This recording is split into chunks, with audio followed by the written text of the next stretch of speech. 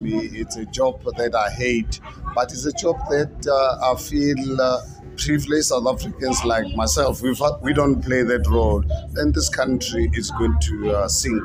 Because right now in South Africa, I feel like I'm in a sinking ship. And I've really been taught by my grandfather throughout my life that whatever I do in life, please try to save the situation. Yeah. Don't really look at problems as problems. Look at them as challenges. As a God-given human being, God gave you the brains, this little brain to use to navigate your environment.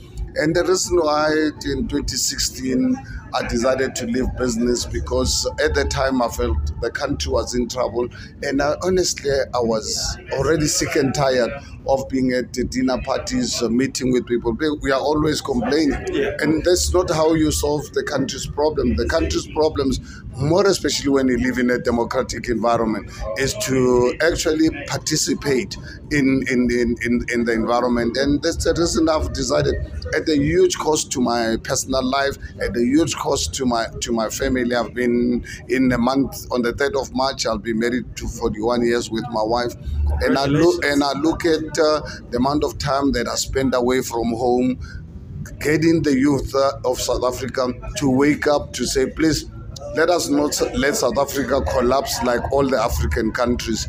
While our constitution is still in place, please, let's not change the political trajectory of our country by banning our schools, our clinics, and so forth. Let's change the course of our history by voting politicians out who actually fail to deliver to our expectations. How different is your party? I mean, we've got more than probably 40 parties if you look at the ballot box come every elections.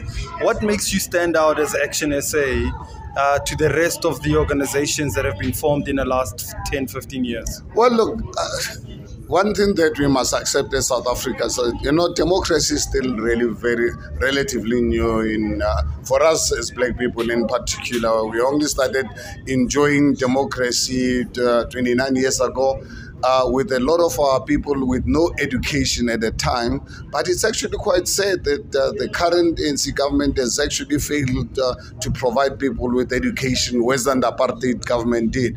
And when you have a society that is not educated, they don't really see the value of democracy. They don't see the power. The power